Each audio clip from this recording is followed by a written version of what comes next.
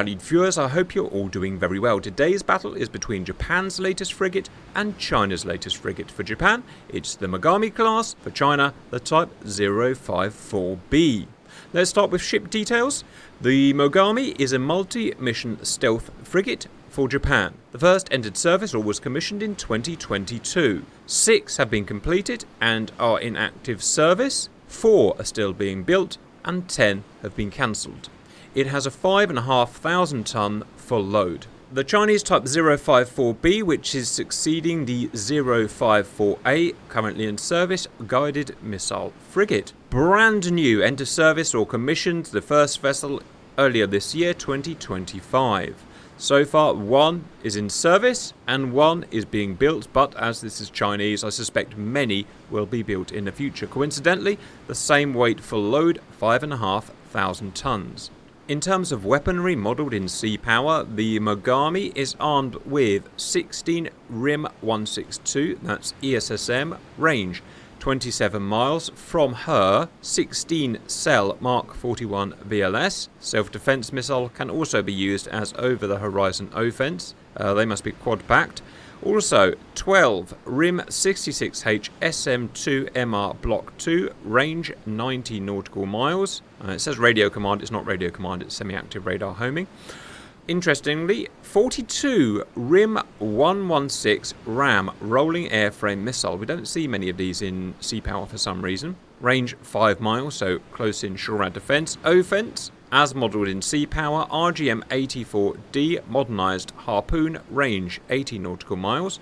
We also have the obligatory Mark 46 ASW torpedoes and a 127mm naval gun, range 13 miles, and defensive measures. In terms of the mod itself, it's from Maker Maneuver Warfare that's made many awesome ships, some low fidelity, some high fidelity. This is a low fidelity model, otherwise known as a kit bash. However, it's well done, and I should say that the modern kit bashes are really starting to blur the line between high fidelity and low fidelity. To me, this looks a perfectly good vessel, so I'm super happy with it.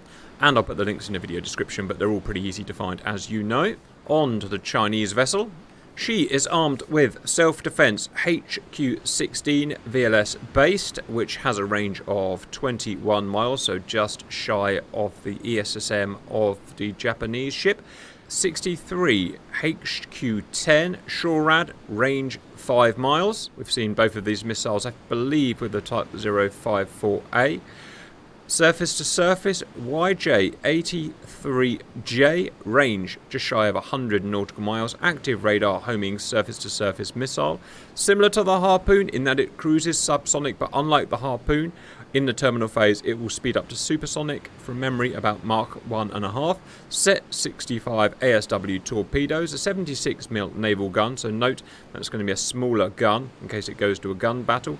The massive 30mm 1130 11-barreled Sea Whiz on the bow there, and defensive measures. And that just reminds me that the Mogami is yet another modern frigate without Sea Whiz. We see so many modern European and elsewhere frigates nowadays that do not have Sea Whiz close in defence. How come we don't have that, but the quote-unquote red powers, like this Chinese brand new frigate, still relies on Sea Whiz? Interesting difference in doctrine. I should point out that the HQ-10s are in this cell here, and for the Mogami, I believe that is the RAM launcher there, but please correct me if I'm wrong. Obviously, surface-to-surface missiles fired amidships here, naval gun here, VLS here, and for the Chinese, naval gun, VLS, Sea Whiz, surface-to-surface weapons, and HQ-10. Before we get going, there's one more important thing, viewers. The 054B is part of a mod by mod maker Scent known as Red Storm Arsenal. If I bring it up here, this is one that got by me. I never saw this come out. I've only just discovered it. It's a really interesting and excellent mod because it contains a huge amount of vessels. Look at all these American vessels. Some real, some fictional, or, planned but never made. I believe they're all low fidelity, but I've looked at some and they're perfectly good still. Versions of interesting aircraft, loads of Chinese vessels, and that's why I've plucked this one out here. I just wanted to show this mod off to make sure it gets as many views as it can. Again, presumably some fictional, some real. Loads of Chinese aircraft. These are probably high fidelity. I haven't checked them all out.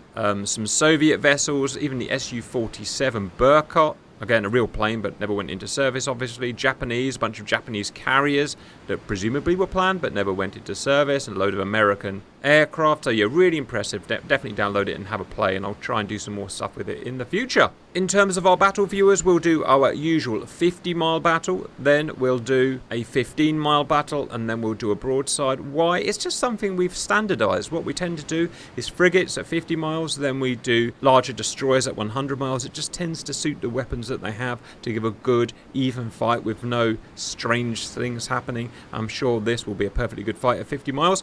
That's it. We'll basically unpause, let them fight, and see what happens. So we'll start by watching the Japanese vessel and go. I'll put some nice weather conditions on today because you guys have complained about the kind of boring conditions we always do. Harpoons out. I believe they are using, or will be using, an indigenous design surface-to-surface missile, but we've got harpoons modelled here, and it's not uncommon at all for ships to enter service firing the American missiles. Chinese ship firing her YJ-83Js. Range about 100 miles, while the Harpoons today have a range of about 80 miles. Both surface-to-surface missiles are a two-piece missile. They have a solid rocket motor to get them up to speed, and then of course their turbine takes over. What is it about the YJ-83 that allows it? I mean, it looks very much, well, identical to a Harpoon. What is it about it that allows it to go supersonic in its terminal phase? Absolutely no idea, so I stand to be educated as ever. Not much is going to happen now until we can see the missiles, or we can see half of the missiles, but not much will happen until they come over the horizon now. Today, no AWACS in play, so no over-the-radar horizon shooting with the surface-to-air missiles. Radar horizon for these ships is usually about, well, it depends on the height of the mast, it depends on the type of radar and the over-the-horizon capability, but usually about 20-ish miles, which we're probably getting close to now. Let's go and check out the Chinese. Off we go. VLS set launching HQ-16, range just over 20 miles, which makes sense, which is configured pretty well because that's pretty much her over-the-horizon capability with her radar. It's a bit like an SA-11 Buk missile, isn't it, viewers? Probably a lot smaller. Well, actually, I don't know. Is it related to the Buk, viewers? Let me know, please. A lot of Chinese stuff is based on Russian design, obviously. A miss and a hit. Why did it miss? Most surface-to-surface weapons have jammers in sea power as real life, and so they will fox missiles coming to shoot them down, which is great. It's great stuff. Stuff like that is modelled in sea power, and this is why I choose sea power over DCS for naval stuff. It's just so much better in terms of the systems we have to play with, and I doubt DCS will ever be able to catch up. Okay, we've got missiles now coming out also. What do we got here? They are SM2s, modern SM2s fired by Mogami, shooting down these YJ-83s, which are still subsonic, trying to watch everything.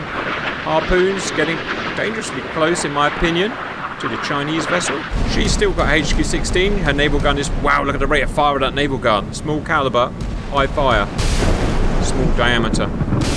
One more missile left, one RGM down. I think the last YJ-83 just went down. Probably not going to have a problem shooting this down. Why? Has no one managed to hit each other? Well, it's normal for multi-purpose frigates to carry not a lot of surface-to-surface and a medium amount of surface-to-air defence, i.e. they can defend better than they can attack. So, all anti-ship missiles depleted. We're now close to within radar horizon, where they'll start shooting their missiles, maybe guns at each other, so let's plot that. Best within radar horizon distance we're probably going to get with these frigates is 25 miles and a stretch. So if I draw 25 miles out, 12.5 miles, it's going to be something like that. Right, to speed up.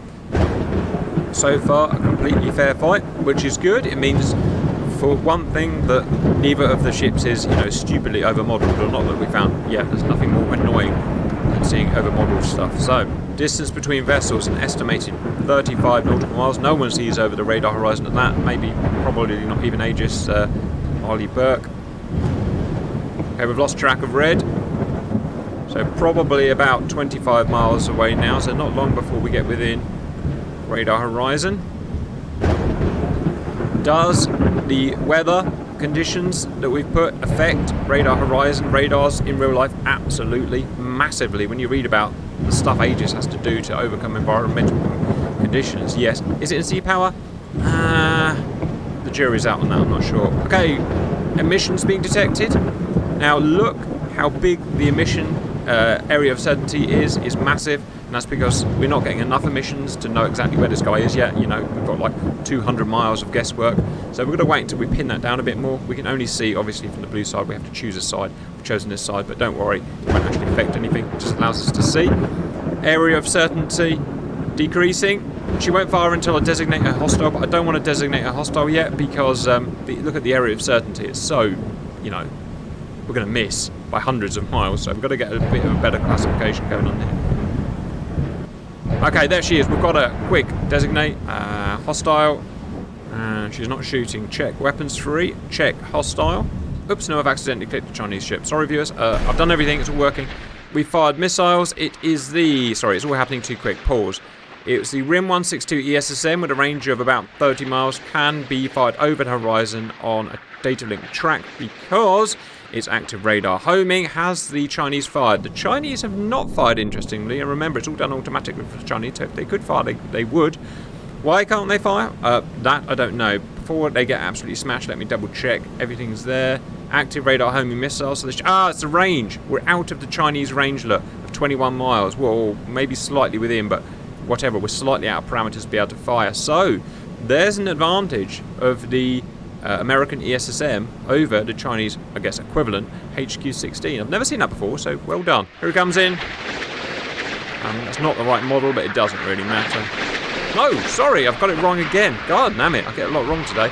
Right, sorry, let's start again. No, I'm right. RIM 162 is an ESSM. It looks like an SM2 for some reason. I don't know why that is, but it is modelled as an ESSM, so I was right. Carry on. It's trying to defend itself with SHORAD. It's not going to make it. And the missiles got through. Tiny warheads on those ESSMs, but, you know, it doesn't take a lot to neutralise a ship. To sink a ship, it takes a lot. To neutralise a ship, almost nothing. Those explosions and stuff are probably overmodelled. It doesn't matter, because those missiles will take out the antennas, and the ship is basically neutralised. So it is a mission kill. Out of interest, is it going to sink? It might do. It might do. It would not sink in real life. It's unlikely. Oh, here come a bunch more. I love doing this, viewers, because we get to play it completely unscripted. I don't like scripting for YouTube views, and we just see what happens, and then we try and understand together why the thing happened. Why did that thing happen? Well, this guy took fire over the horizon first because he had longer range active radar homing missiles that could do this job. Note the SM2 didn't fire because the SM2... Actually, I don't know why the SM2 didn't fire. It wasn't close enough for the way that it has to fire, where this was close enough for the way that the ESSM has to fire. You guys, maybe you'll have to explain that to me a bit better. It's going to sink. It could sink. You might get a cook-off, maybe. It might sink it, but it's unlikely. It would just be peppered. All right. A win from the Japanese vessel. Is that realistic? Well, you guys let me know. Very possibly. Let's move closer. Welcome back, viewers. Well within radar horizon of 15 miles. If the 50 and 100 mile battles test the long-range killing ability of the vessels, then this tests the all-out medium-range firepower. It's an all-out battle. They can see each other. They just fire. The guy that wins is the guy that can put most lead downrange, or most missile aluminium downrange. Usually, it's almost impossible to watch because it happens so quickly, but I'll do my best and go. Harpoons out. Interestingly, no surface-to-air missiles yet, which could be used for direct fire, obviously. We've got missiles coming out from... direct fire, surface-to-air... I don't know. Possibly direct fire, we'll see. Direct fire missiles will win this because they'll kill the other ship before the surface-to-surface missiles get anywhere near. This is possibly direct fire HQ-16. No being used defensively, that's his choice. No direct fire from the... I keep saying Australian, I don't know why, from the Japanese guy. I don't know why. Check free fire. Free fire is on. Yep, they will fight. They will decide what their missiles are best used for, and no direct fire from blues. Still no direct fire from reds either. This is possibly direct fire, we'll see. I could override them and tell them to fire direct fire, but I like to just let AI do its own thing, so it's equal on either side, so we'll just let them fight how they want to fight. all surface-to-air missiles being used defensively today. That's very unusual. In fact, it's the first time I've ever seen this, which means this is actually going to go quite a long battle. Very interesting. These frigates set up different from the destroyers that we've been using recently. Last harpoon taken out. Last harpoon taken out. Right, are we going to get direct fire surface-to-air now? And if not, why not? Yes, we are. So, for some reason, the vessels did not want to use direct fire until later on in the mission. ESSM, that is that an ESSM or is that an SM2, viewers? That's an SM2, isn't it? Maybe I'm just getting old, viewers. Maybe that is an ESSM body. It's more like an SM2 for me. Right, here we go. I'm only going to get through. No, fooled by a jammer. Destroyed. I can't click on it quick enough at this point. No. Okay, going to check the red just to make sure he's free fire. He is free fire. Check his weapon. Oh, he's run out of HQ-16s. His user is HQ-16, which is the only weapon he can use for direct fire at his range. Interesting. So he held back, and he held back for good reason. That answers the question. Why wasn't he direct firing? Because he doesn't have enough of them, is the answer. We've got more ESSM coming in, fooled by chaff. There's no reason why that shouldn't be a thing, I guess. Don't even know what that is. HQ-10. Shorad, and we finally got through. Got through again. Overpowered the Chinese again. There were going to be some upset Chinese viewers today, but viewers, I just put them. Everything's fair. I've not interfered in any way. They are what they are. Why? Well, it seems that ESSM is simply more powerful than HQ-16, as we have it here. Is that realistic? Maybe. Don't know. You tell me. Either way, China's about to go down again, I'm afraid. Oh, he's fighting back, though, with his naval gun.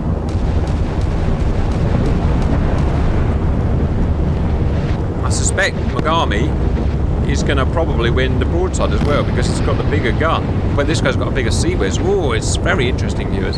Absolutely smashed to pieces. Well, you saw it first here. 50 miles goes to Japan. 15 miles goes to Japan. And again, I saw nothing weird, no overpowered jammers or anything that you see with some of the vessels. Everything seems to be fair and square. So let the last missiles go in and do their work. How many missiles can Mogami have? He's out of everything. All SM2s used, all ESSMs used. So it was, it was the last few missiles that actually got through. Interesting. Well fought. He's probably going to sink, I think, or he's out of the battle. Right, let's go broadside. 1 mile apart. I'm not sure if we're testing anything useful here, viewers, but I love a good broadside. It's quick. It doesn't use much of your time. Who's going to win? Well, this guy doesn't have a sea whiz. He's got a bigger naval gun. I don't know. Really don't know. Enjoy. 30 mil sea whiz peppering. Would it do damage? Absolutely it would. These are not armoured ships. Jesus Christ, the Japanese. Wow! It was the naval gun. It was the naval gun that did it. Smashed to pieces. Viewers, I'm sorry, that was so amazing. I've got to watch that again from the other angle. That is that gun. That gun, though. What was that all about? 76 mile snake of doom. Gotta see that again. Right, watch this. Look, it's already hitting before it even started. Go. Naval gun turns, 76 mil. Look at this rate of fire. Look at this rate of fire. Unfreaking believable.